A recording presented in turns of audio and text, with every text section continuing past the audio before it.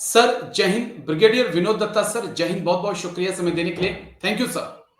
जय हिंद। ठीक है, और ये बड़ा इंटरेस्टिंग भी है, लेकिन चलिए, इसके कारण ये साफ जाहिर होता है कि अस्थिरता का माहौल अभी भी बांग्लादेश के अंदर बना हुआ है। एक पॉइंट और सर, क्योंकि अग्निवीरों को लेकर अक्सर मैं आपके साथ बातचीत करता रहता हूँ, और जो मेरे अग्निवीर भाई हैं वो भी रिक्वेस्ट करते हैं कि ब्रिगेडियर विनोद दत्ता सर से आप अक्सर हमारे बारे में बातचीत करते रहिएगा, हमारी समस्याएं सर के सामने उठाते रहिएगा। एक पॉइंट जो सर मैं आपसे समझना चाहता हूं कि अग्निवीरों का एक पॉइंट आ रहा है कि सर दिवाली नजदीक है, अब 7 से 8 दिन दिवाली के लिए बचे हैं, और जो परमानेंट सोल्जर हैं उनको तो मोदी गवर्नमेंट ने दिवाली का बोनस दे दिया, लेकिन हमें दिवाली का बोनस नहीं दिया गया है। और पिछले 2-3 साल से हम बोनस का इंतजार करते हैं, लेकिन वो इंतजार में ही रह जाता है। आपने अग्निवीरों को छुट्टी कम दी, 30 दिन छुट्टी दी, सैलरी कम दी, वो भी 20-21 हजार दी, लेकिन कम से कम त्योहार तो सबका होता है। यहाँ तो जो मुसलमान भाई हैं, क्रिश्चियन सिख भाई हैं, सबको वो बोनस मिलता है, सबको मिलता है सर दिवाली का बोनस। भारत सरकार वहां पे नहीं देखती है कि जो परमानेंट सोल्जर है कि ये सिख है इसका त्योहार नहीं है, या मुसलमान है इसका त्योहार नहीं है, सबको दिवाली का बोनस मिलता है। तो अग्निवीरों को क्यों साइड कर दिया जाता है? देखिए, अग्निवीर का जो अपॉइंटमेंट है वो कॉन्ट्रेक्चुअल अपॉइंटमेंट है, वो परमानेंट एस्टेब्लिशमेंट के हिस्सा नहीं है। और जो लोग इनमें से परमानेंट हो जाएंगे, क्योंकि अगली साल से उनकी जो परमानेंसी है उसका जो कॉन्ट्रेक्चुअल पीरियड है वो खत्म होता है, तो 2026 से उन लोगों को परमानेंट स्टेटस दिया जाए। तो इनको जो एक कॉन्ट्रेक्चुअल एंगेजमेंट के जो रूल्स हैं वो इन पे लागू होते हैं।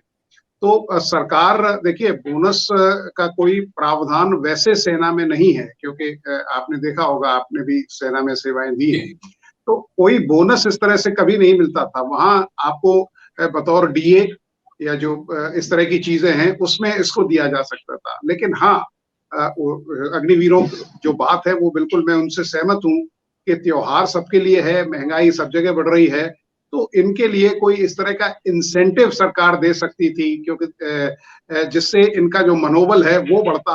और देखिए, मतलब बोनस की जगह उसको नाम दे सकते थे इंसेंटिव अलाउंस, या कोई इस तरह का जैसे अग्निवीर अलाउंस, इस तरह से करके।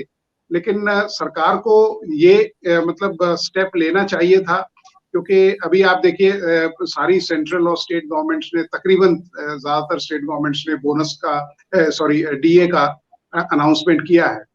तो मैं उनकी बात से सहमत हूँ कि सरकार को कोई वित्तीय या जो कहते हैं माली इमदाद उनको देनी चाहिए थी।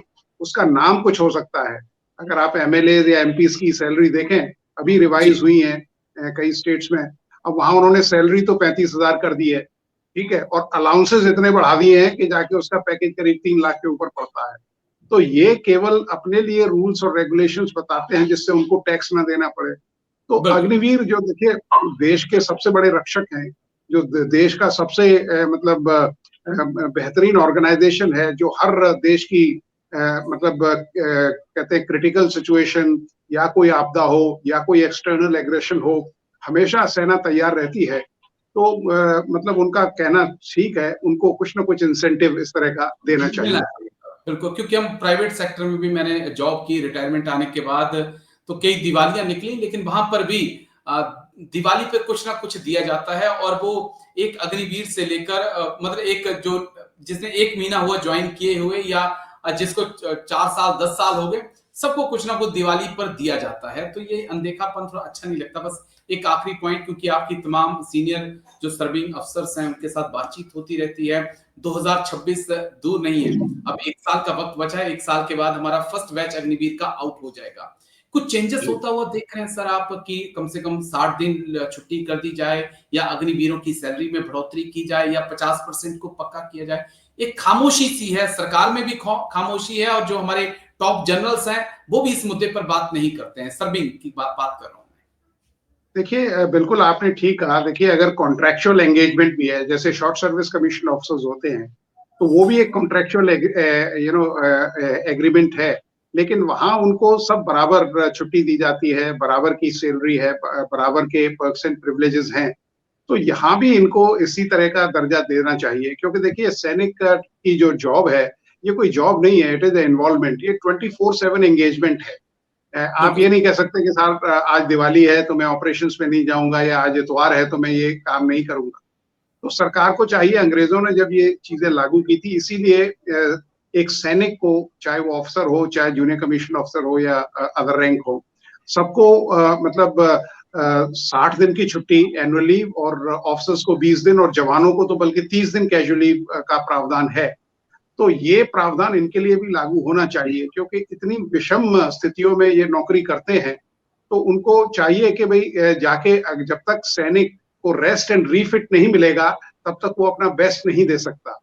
तो सरकार को इस बारे में सोचना चाहिए कि उनको भी बराबर की जो तरजीहत दे। और रही बात उसके टर्म्स ऑफ एंगेजमेंट में, सरकार ने कहा था कि साहब उसको रिव्यू कर रही है, लेकिन जिस तरह से हर चीज को एक पॉलिटिकल एंगल दिया जाता है या इलेक्शन की तराजू में तोला जाता है, तो मुझे लगता है कि ये इस तरह का जो टर्म्स ऑफ एंगेजमेंट में चेंज है, तो मुझे लगता है जब सेंट्रल जो इलेक्शंस होंगे, जो मतलब लोकसभा के, उससे पहले कुछ आने की उम्मीद है। क्योंकि इस तरह की जो फ्रीबीज हैं या इस तरह का जो इंसेंटिव है, वो तभी दिया जाता है जब कोई इलेक्शन नजदीक हो या चुनाव आसपास हो। तो यानी कि 2029 तक इंतजार करना होगा मेरे अग्निवीर भाइयों को, लेकिन तब तक कम से कम 2026, 27, 28 कम से कम 3 या 4 बैच जो हैं वो आउट हो जाएंगे। फिर उन बच्चों का क्या होगा ये तो चलो आने वाला वक्त बताएगा। लेकिन शुक्रिया, बहुत बहुत शुक्रिया ब्रिगेडियर विनोद दत्ता सर, आप आए और दोनों ही मुद्दों पे आपने बात रखी।